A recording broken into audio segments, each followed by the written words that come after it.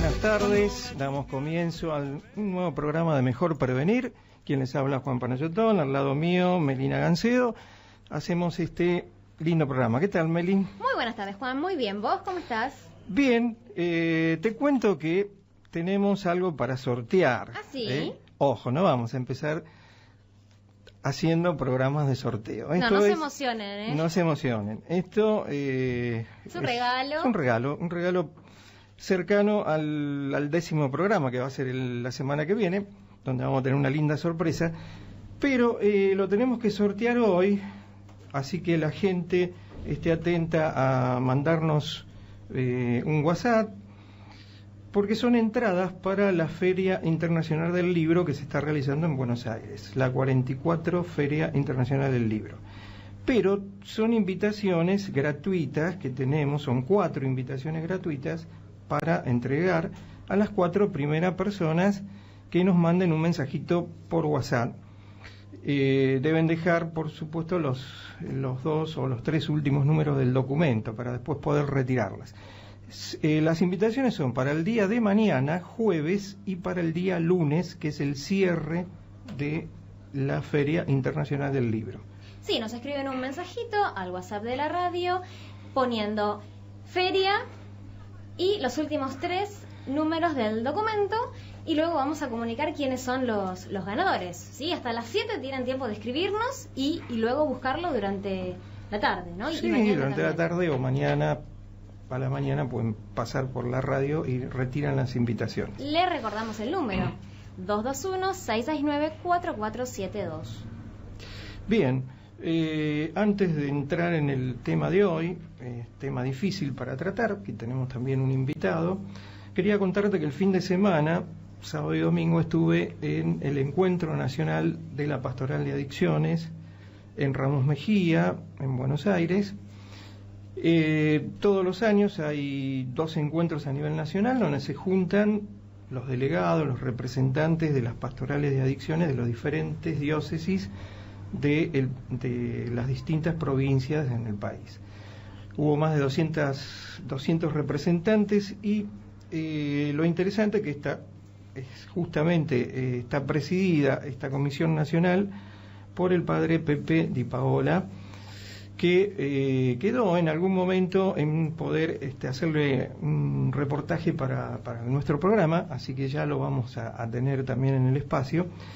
Pero bueno, quería comentarte que lo interesante es que se armó un documento referido a las buenas prácticas en las escuelas, y de esto vamos a hablar un poquito más adelante, y que aquellas escuelas que estén interesados en llevar adelante actividades preventivas en adicciones pueden tener este documento para realizar actividades en las escuelas. Así que también, ¿no?, pueden comunicarse al programa para la conexión o el contacto en relación a este documento, que es importantísimo y que es tanto para escuelas primarias como secundarias. Qué importante arrancar previniendo, ¿no? Para después no andar lamentando de alguna manera. Nos pueden escribir también a nuestro correo electrónico para pedir esa información: mejorprevenir@radiolaplata.com.ar.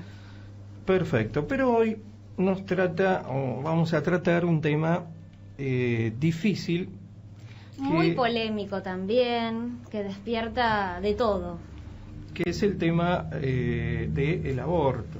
Sí, vamos a estar hablando del proyecto de ley de interrupción voluntaria del embarazo, a propósito de este debate que se está llevando a cabo en el Congreso durante estas semanas acerca de la despenalización o no del aborto. Exactamente. Y bueno, para eso tenemos un invitado que ahora, después de nuestra pausa musical, vamos a poder charlar con él. Antes, repetimos los teléfonos. Podés escribirnos y acordate, apúrate, antes de las 19 nos tenés que escribir a nuestro WhatsApp de la radio 221-669-4472 y pedir tu entrada gratuita para la Feria del Libro. También puedes escribirnos un correo electrónico a mejorprevenir@radiolaplata.com.ar, a nuestro Facebook Mejor Prevenir Radio, y recordá que tenemos nuestro canal de YouTube con los programas ya emitidos para que los vuelvas a escuchar, que es Mejor Prevenir Radio. Bueno, vamos a una pausita, ya volvemos. Estamos de vuelta en Mejor Prevenir. Y vamos a repetir que tenemos unas invitaciones para aquellos primeros 4 que escriban en el WhatsApp de la radio, unas invitaciones para la 44 Feria Internacional del Libro en Buenos Aires para el día de mañana y o el día lunes. Así que aquellos que deseen, estén por Buenos Aires o deseen ir, pueden escribirnos al WhatsApp diciendo feria y los 3 últimos números del documento.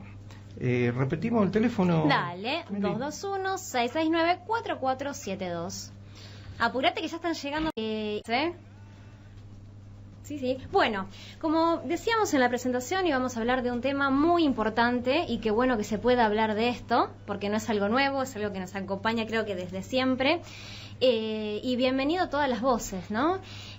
Vamos a tener como invitado hoy al señor Cristian Suárez, que es profesor de Filosofía, Antropología Filosófica y Ética de la Universidad Católica de La Plata. Buenas tardes, Cristian, bienvenido. Bueno, muchas gracias por la invitación especialmente, y bueno, también agradecer la posibilidad de ampliar los argumentos que encontramos a favor, como solemos decir en este tema tan controversial, a favor de la vida. Muy bien.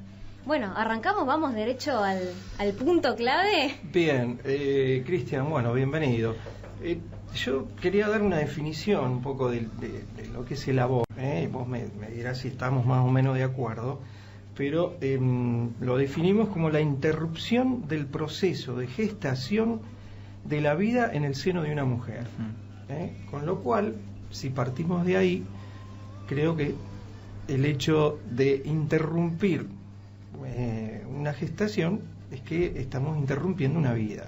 Correcto. Sí, bueno, la primer crítica que se puede esbozar en contra de esa definición, que también es utilizada como argumento, es que en realidad estamos allí ante un eufemismo. Es decir, no hay interrupción. Interrupción es cuando se interrumpe un proceso en algún momento, en algún punto, en alguna etapa del mismo, pero que después continúa. En el caso del aborto no sucede eso. En el caso del aborto se le pone fin a la vida. Y esto de decir la vida no es algo religioso, por ejemplo, como se lo ha querido también llevar al plano de la fe, como si fuera un argumento teológico o bíblico. Por supuesto que está el argumento, pero el argumento que prevalece es el argumento de la justicia, lo que la ley nos dice que existe desde el momento de la concepción. Y si queremos hablar de la concepción, allí tenemos que entrar en el ámbito de la salud, en el ámbito de la ciencia más específicamente. Entonces, no nos vamos a estar refiriendo tan solo a un conjunto de células, sino que nos estamos refiriendo a una persona, a un individuo humano, en el primer momento de su concepción, ¿no es cierto? O sea, que la vida se inicia con la fecundación para nosotros, y en el preciso instante, en esto que vos decías de la fecundación del gameto masculino y el femenino, se encuentra el comienzo de una nueva vida. Cristian, ¿es un derecho el aborto? Mira, derecho, cuando hablamos de derecho, el derecho es a la vida, ¿no? El derecho nunca puede estar ordenado a la eliminación de una persona. Uno cuando tiene un derecho y lo quiere aplicar, hacer cumplir, es un derecho que es algo, digamos, que nos tiene que promover como seres humanos. Nunca puede estar ordenado a cuestiones contrarias de la vida, ¿no? El derecho que se tiene propiamente es a la vida. Ahora, esto que vos decís se relaciona con otro argumento que está ligado al derecho que tiene la mujer gestante a disponer de su propio cuerpo, ¿sí? El punto es que no podemos negar el estatus ontológico del embrión humano. Es decir, estamos hablando de un ser que es persona, como decíamos recién, como lo avala nuestra Constitución Nacional, como lo avala el Pacto San José de Costa Rica, convenios americanos de derechos humanos, Convención sobre los Derechos del Niño, y podríamos encontrar muchísimos argumentos si nos ponemos a googlear a los especialistas que son constitucionales o penales, inclusive especializados en estas cuestiones, que amplían sobre este tema. Así que puntualmente, cuando hablamos de la mujer gestante y del derecho que tiene a disponer de su propio cuerpo, podemos decir que tiene todo el derecho del mundo, pero mi libertad, si yo empiezo, supónganse en este momento, a aletear mis brazos y digo hago lo que quiero con mi cuerpo, y empiezo a tocar la nariz de algunos de ustedes, ahí ya mi libertad tiene un límite, ¿no? El límite del respeto de la vida del otro. Y cuando estamos hablando de la vida del ser humano, del más indefenso de todos, creo que allí se termina el alcance, ¿no?, de este derecho que no puede contradecir nunca al vientre, al feto, ¿no es cierto? Qué interesante que hablas de la madre, ¿no?, de la mamá, porque otras posturas hablan de yo estoy a favor de la vida, pensando en ese bebé, y por ahí se olvida de la mujer. Yo te quería preguntar, ¿qué pensás vos o qué estrategias se te ocurren para que haya ese equilibrio entre el derecho a ese bebé que nazca y al derecho de esa mujer sobre su cuerpo y su vida? Bien, bueno, en esto quiero decir que adhiero fuertemente a todos los reclamos que se le hacen al Estado de las múltiples asignaturas pendientes que tiene en cuanto a la prevención del embarazo, en cuanto a la protección de la madre y del niño por nacer ya nacido. La mamá que llega embarazada, que llega a estar embarazada, en un momento, por determinadas situaciones, decide eliminar la vida de su hijo. Allí es justamente donde se necesita la contención del Estado, la contención de las organizaciones como la Iglesia o fundaciones que pueden realmente ayudar a la madre a tomar conciencia de su propio cuerpo. No sé si estoy respondiendo puntualmente a tu pregunta. Sí, me haces pensar que una de las partes del lema que tienen las personas que trabajan en función de la despenalización es educación sexual para decidir. Me parece que ahí también hay una arista interesante, ¿no? Claro. Es cierto, desde hace mucho tiempo se está hablando de educación sexual integral, ¿cierto? También allí aparecen algunos eufemismos o un recorte, vamos a decir, de lo que es integral, porque hay algunas dimensiones de la persona que no están consideradas en esta integralidad. Por ejemplo, cuando hablamos naturalmente de la educación sexual, así como la entienden la gran mayoría, estamos hablando de información acerca de la prevención de enfermedades, la utilización del preservativo, los métodos anticonceptivos, etcétera, etcétera. Y esa es una parte. Pero hay otra parte que es mucho más importante, que es la de ayudar a las personas a vincularse sanamente, desde los afectos, desde las emociones, desde lo que cada uno es. La educación sexual integral comprende el amor. Cuando se ve, por ejemplo, vamos a ejemplos concretos y casi te diría a una crítica del tiempo en el que nos encontramos. Hablamos muchas veces de promiscuidad, por ejemplo, ¿no? Cuando hablamos de banalización de la sexualidad, cuando hablamos del sexo cosa, del sexo despojado de lo que es el amor y simplemente llevado al plano de lo placentero. Esto, naturalmente, como consecuencia, lleva a un alto grado de porcentaje de caer en un embarazo y entonces concebirlo así como algo no deseado, cuando no debiera ser, cualquier mamá puede ser una gran mamá si nosotros de alguna manera le ayudamos a tomar conciencia y le ayudamos en aquello que necesite para ser mamá, ¿sí? Entonces, educación sexual integral, por supuesto, tenemos que educar en la conciencia del cuerpo, en la conciencia de la relación sexual, en la conciencia y en la información que todo esto conlleva.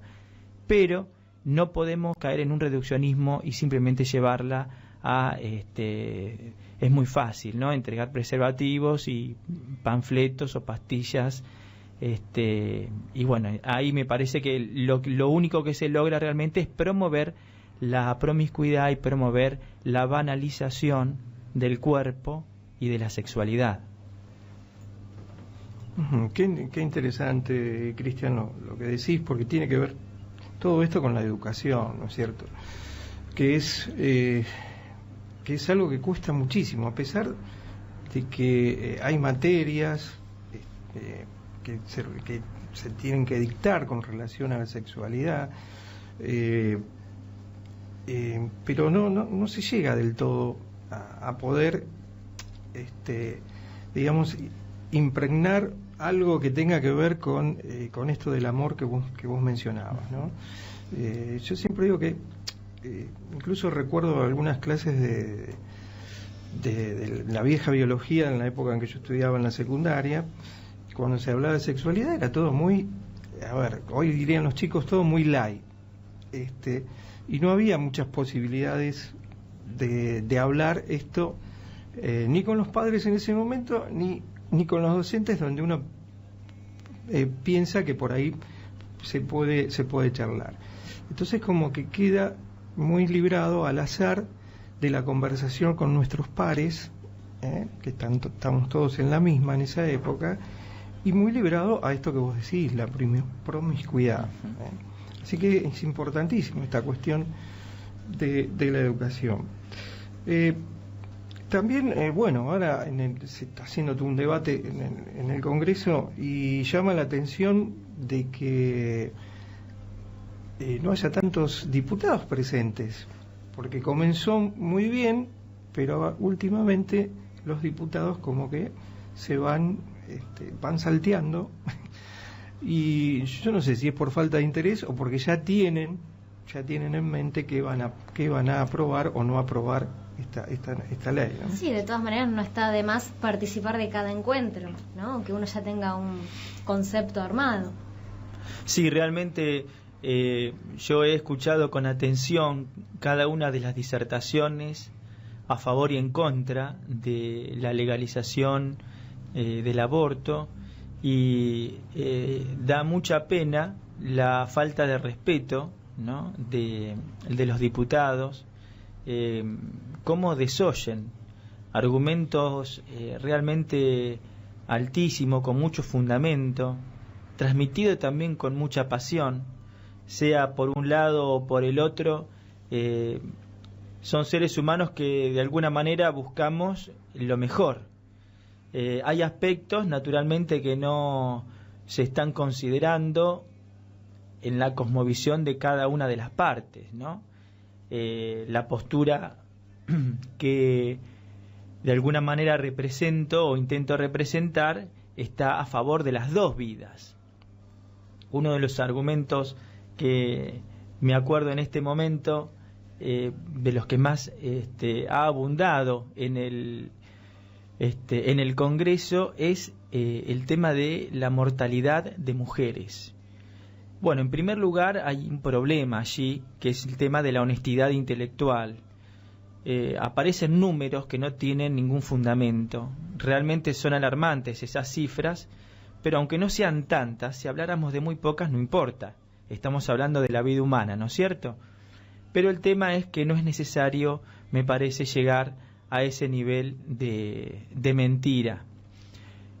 Cuando se habla de la mortalidad de mujeres, no analizamos muchas veces que la mujer que se somete a algo que es ilegal, porque ese es el estatuto, digamos, incluso lo que estamos diciendo ahora, no, incluso no solo ilegal, sino inconstitucional. es decir, porque la Constitución está defendiendo y diciendo que hay vida dentro del vientre materno desde el momento de la concepción. Cuando una persona, salgamos si se quiere del caso del aborto en particular, vayamos a un ámbito más general, cuando una persona comete un ilícito, tiene riesgos.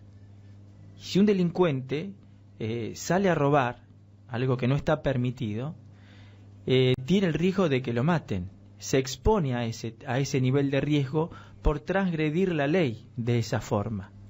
Salvando las distancias, en el tema del aborto, no nos puede sorprender que una mamá muera cuando se expone a condiciones realmente inhumanas, ¿no? A este tipo de prácticas. Y tampoco podemos decir, bueno, entonces mejoremos las prácticas, que sea más eficiente. Si volvemos al caso de la delincuencia, bueno, entonces démosles armas mejores para que los ilícitos sean realmente técnicamente mejores. Mejoremos técnicamente este delito. Bueno, naturalmente el Estado entonces, si tiene que tomar parte por uno o por otro, me parece que nunca puede defender aquello que de motus propio es inconstitucional. Bien. Bueno, ¿cuántas preguntas? Meli, muy interesante, tenemos varias preguntas más para hacer, pero ahora vamos a ir a una tanda. Dale, sí. Vamos a repetir el teléfono. Dale, 221-669-4472. Apúrate que hasta las 19 tenés la chance de ganarte una invitación para la Feria del Libro. Ya volvemos. Volvemos a Mejor Prevenir. Nos agarra charlando acá fuera del micrófono. Aprovechamos cada segundo. Aprovechamos cada segundo porque está muy interesante. Estamos hablando con el profesor de filosofía Cristian Suárez, profesor de la UCA, y estamos hablando del aborto. Por supuesto, siempre dijimos, Meli, desde que comenzamos, que acá tenemos las dos, el micrófono abierto, sí, para las dos campanas. A todas las voces, porque eso creo que enriquece todo tipo de debate de cualquier tema. Exactamente. Sí, y me gusta las dos vidas. Me gusta ese tema. Me gusta la visión que vos traes, que no es algo de reduccionismo, como decías hoy, de la vida del bebé y no pensemos más, ¿no? Me gusta esa postura muchísimo. Bueno, viste que esto se lo ha llevado mucho al ámbito de la salud, ¿no? Como que es un problema de salud, es más, aparece como un tema prioritario de salud en bases, como decíamos hoy, a las cifras que no son reales, que se publican, ¿no es cierto? Pero en realidad, si yo digo que es un tema de salud, estoy entendiendo que el embarazo es una enfermedad. Y el embarazo no es una enfermedad, ¿no es cierto? El embarazo, digamos, es el momento donde se inicia la vida. Tampoco es justo que si entran 2 personas al hospital, que salga una persona. Y eso es salud.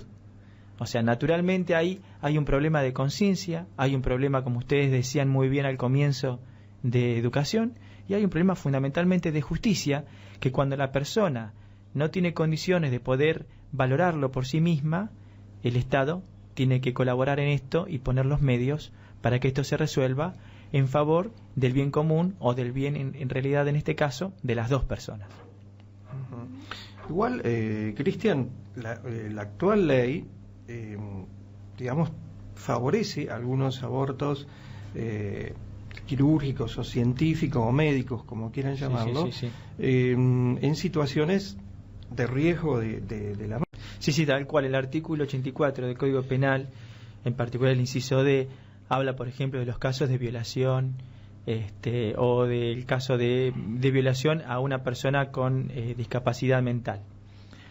Pero aún así, si bien es cierto que el heroísmo no es una obligación, cuando hablamos de la violación, que es un caso realmente muy delicado, nosotros nos preguntamos también qué culpa tiene ese niño de tener un padre violador o un padre con las características, un padre enfermo, un padre quizás adicto, ¿no? Que tiene esta costumbre y que realmente ha dañado tanto a la mujer, ¿no?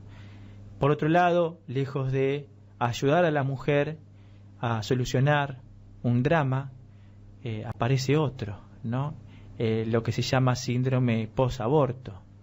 Entonces, cuando hablamos de soluciones frente a problemas complejos, tenemos que buscar soluciones que comprendan la mayor cantidad de aspectos posibles para resolver el problema de una manera integral y no simplemente encontrar una solución rápida como podría ser el aborto en los términos de los que se habla cuando se habla de legalización. ¿Y qué podríamos implementar? Porque yo como mujer me pongo en ese lugar, ¿no? De una mujer que haya sufrido un ataque sexual. ¿Y qué se puede hacer para que en ese caso se prioricen a las dos vidas? Mira, te voy a contar, en primer lugar, te voy a contar un caso, pero lo primero es la denuncia, es decir, denunciar, expresarlo, comunicarlo. Hay un caso de una niña que fue abusada por su padrastro durante varios años, y lo que le salvó la vida a esta niña, o le salvó la vida en sentido de que cortó o se terminó esta situación de abuso, fue que quedó embarazada. Cuando esta niña, con 11 años de edad, quedó embarazada, se pudo notar visualmente, por supuesto, ese embarazo y se empezó a buscar al responsable. Cosa que la escuela, aquí fíjense la importancia de la escuela como institución de detección de estos problemas intrafamiliares, la escuela advierte esto y la niña encuentra en la escuela un lugar de contención donde va a comunicar su situación. Esto hizo que la persona que violara hoy esté presa, ¿no? Y esta niña con su embarazo, con su niño ahora ya nacido. Se terminó esa situación de violación que se daba justamente por el embarazo. Si se hubiera abortado fácilmente, o sea, lo que hubiera sucedido en este caso, si el aborto hubiera sido legal, si hubiera llevado a esta niña a una clínica o a un hospital para que le practicaran el aborto en condiciones ideales, vamos a decir, y hubiera vuelto lamentablemente a la misma realidad, a la misma dramática y triste realidad. Por eso el aborto también contradice al feminismo en este punto. Aparte de que si se hubiera practicado el aborto en ese caso, hubieran matado a una niña, que también es mujer, y es mujer desde el primer momento de la concepción. Entonces, también en ese punto podríamos hablar de contradicción. A ver, me voy a poner del lado del otro lado. Se podría decir, Cristian, también se te podría decir, bueno, pero esa niña no quería ese embarazo y lo lleva adelante con bronca, con odio, porque proyecta en ese niño o niña al nacer al violador. La otra posibilidad, estoy pensando, puede ser la adopción, o sea, no necesariamente tiene que quedarse ese niño que nace con la mamá si la mamá no lo quiere, pero por ahí lo puede poner en adopción, sería otra opción, digamos. Sí, tal cual.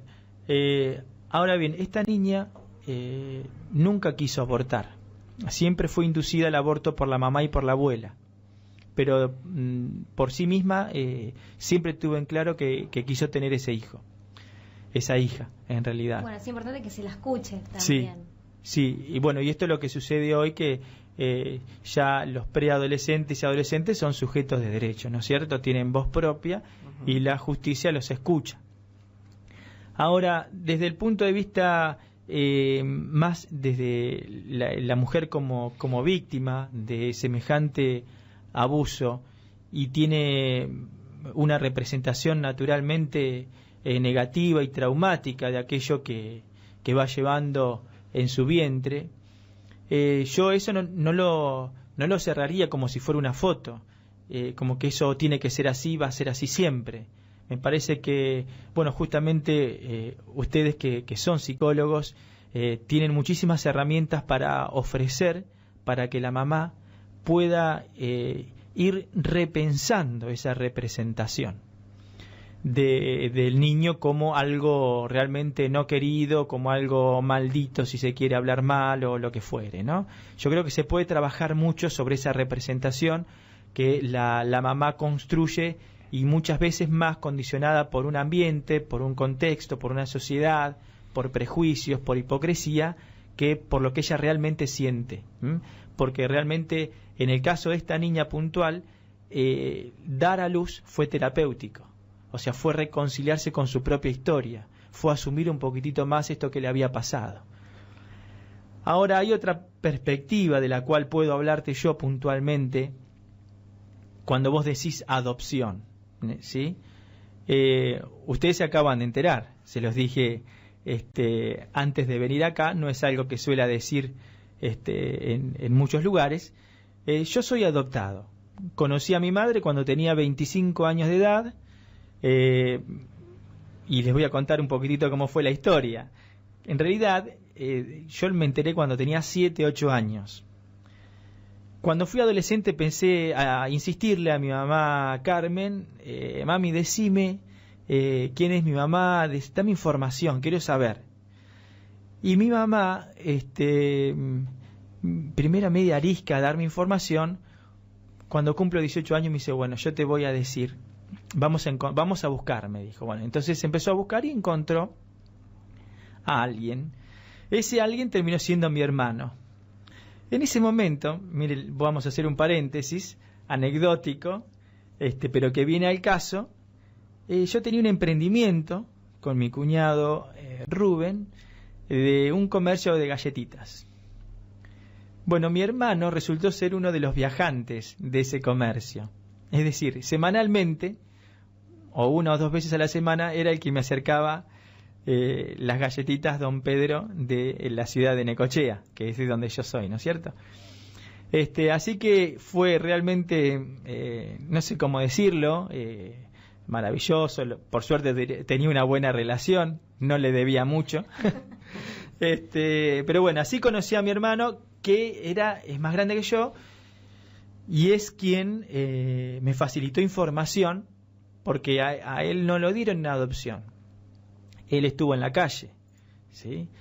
Con su papá, con muchos problemas de alcohol y demás en su momento, y él estaba muy interesado en encontrar esa figura materna, cosa que a mí no me pasaba por tener a mi mamá, a mi hermana, tener a mi papá, digamos. No tenía esa necesidad profunda que en él era tan evidente. La buscó por mucho tiempo, y a los 25 años de edad me llega un mensajito de él diciéndome, encontré el número telefónico de mamá, ¿no? Wow, qué fuerte, ¿eh? Sí. Así que bueno, un día marqué, pregunto, Rosa, sí, bueno, yo soy Cristian, yo soy tu hijo, y bueno, quisiera conocerte. Bueno, ella ya estaba al tanto de que yo la estaba buscando, así que fue más fácil esa parte. Como que también me identificó en el momento, no fue que le tuve que demostrar de alguna manera que no que no era una broma, por ejemplo. Y así quedamos, nos reunimos en un cafecito de San Isidro, me acompañó mi esposa, en aquel momento teníamos un año de casado, estaba embarazada de Tomás, de mi hijo más grande, y empezamos a charlar, pero ella casi no podía sostener la palabra, empieza a llorar terriblemente. Y yo la quería tranquilizar de alguna manera y no sabía cómo, y le dije lo que sentía en ese momento, que fue, yo no te vengo a juzgar, al contrario, en todo caso, te agradezco que no me hayas abortado, te agradezco que me hayas dado en adopción, ¿no? Me dice, la verdad que nunca se me pasó por mi cabeza eso, pese a las situaciones, y ahí la situación en la que vivía realmente eran terribles, no solamente de pobreza o de vulnerabilidad en todos sentidos, sino de violencia, y realmente no la estaba pasando bien, y aún así en esas condiciones defendió la vida de todos, ¿sí? Me encontré después con más hermanas que son docentes, en fin, defender la vida desde el primer momento de la concepción hasta la muerte natural es defender a un futuro profesional como yo, un papá de familia, profesores como son mis hermanas, comerciante como es Cachito, mi hermano mayor y demás. Me parece que ninguno nacimos en condiciones ideales, sin embargo, acá estamos gracias a que estuvo esta decisión, esta determinación de defender la vida desde ese primer momento, ¿no? Qué testimonio, Meli. Bueno, la verdad que nos dejaste sin palabras. Se lo tenía guardado. Se lo tenía guardado, Cristian. Vamos a ir a una pausa y para retomar fuerzas. Dale, vamos a relajarnos con un tema. Igual, recontra emocionante. Y gracias por compartir con nosotros y con las personas que nos están escuchando tu historia de vida. Sí, mucho. No, por favor, al contrario. Recordamos el teléfono para las entradas gratuitas a la Feria del Libro. Dale, escribinos. Todavía nos quedan 221-669-4472. Dale, apúrate. Bueno, seguimos en Mejor Prevenir y estamos recibiendo muchos mensajes, por supuesto, Cristian, tenemos que decirlo, mucha gente que te felicita por lo que estás contando y por tus comentarios del principio, y otros que no están de acuerdo. Bueno, la idea es justamente debatir esto y cada uno verá después hacia dónde su pensamiento. Yo creo que todo sirve en el sentido de que alguien que nos puede escuchar y que estaba ahí en el cordón de la vereda se puede inclinar para un lado o para el otro, y vuelvo a repetir, está el espacio abierto para la gente que tiene otro pensamiento.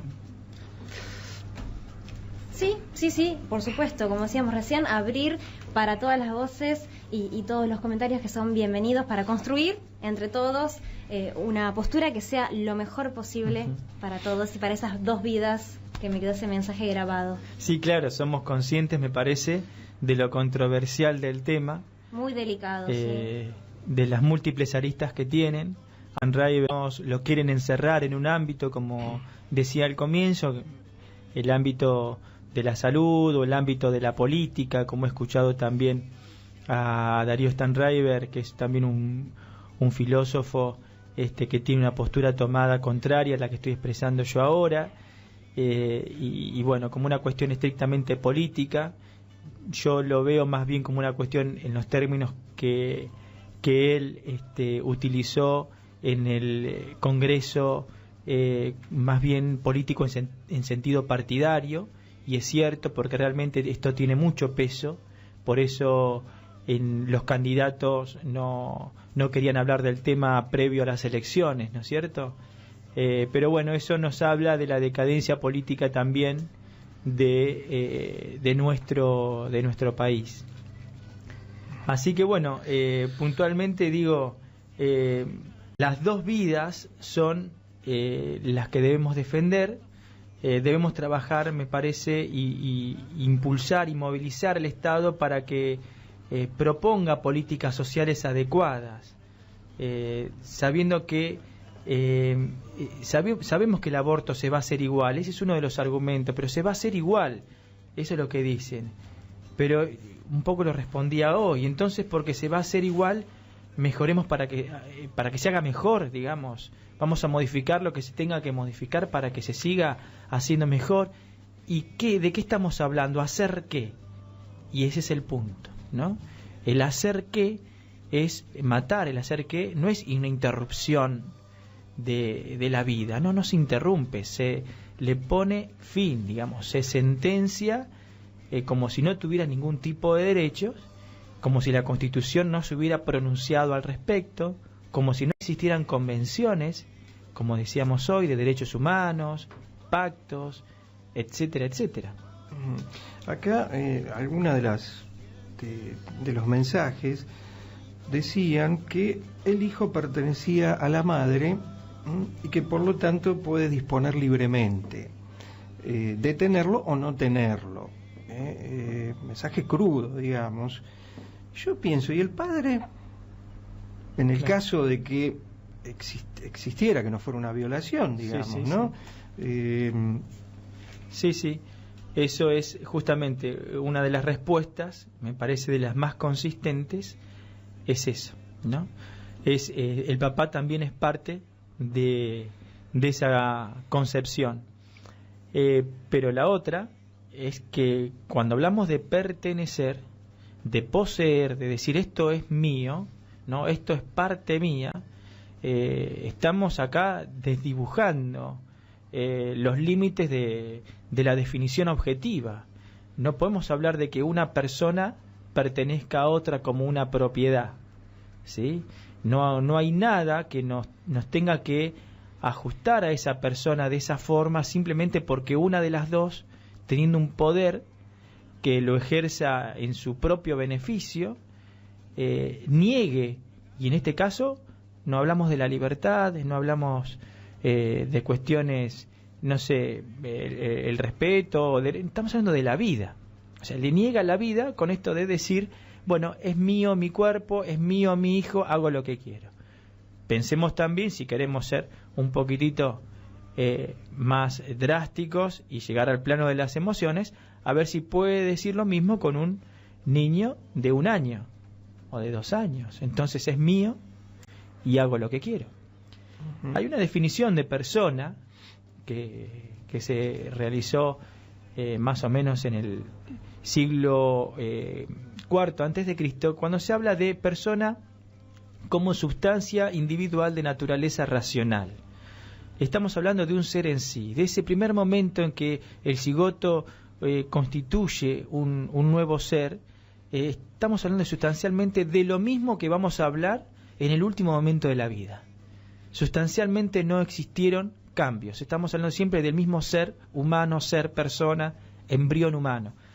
¿Qué pasó a lo largo del tiempo? Y pasó un montón de cosas. Pasó tiempo, pasó que se fue desarrollando físicamente, pasó que fue madurando psicológicamente, afectivamente, pasó la vida. Y eso es lo que se le pone fin cuando uno cae en esto de mi cuerpo es mío y hago lo que quiero con él.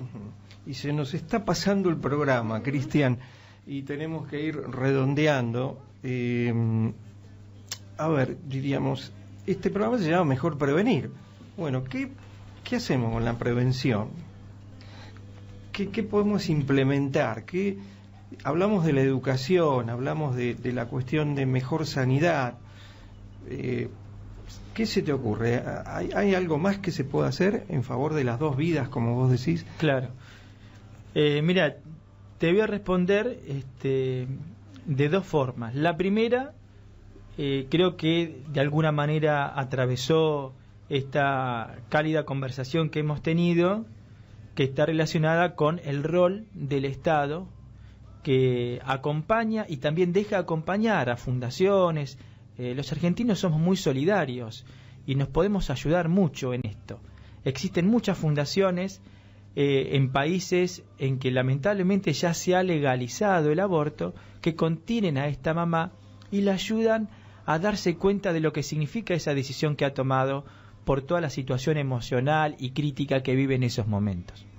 Entonces, el Estado, si tiene que pensar algo, es decir, el modo de intervenir en la mujer gestante, en modo de acompañar su embarazo, en modo de, si no quiere tenerlo, de darlo en adopción a una familia que lo desee. Pero la otra línea de argumentos es más, si se quiere, científica, y voy a citar a Elard Koch, que es un investigador que se ha dedicado a pensar justamente esta idea de la prevención, porque se piensa o se dice que como el aborto va a seguir sucediendo, entonces legalicémoslo.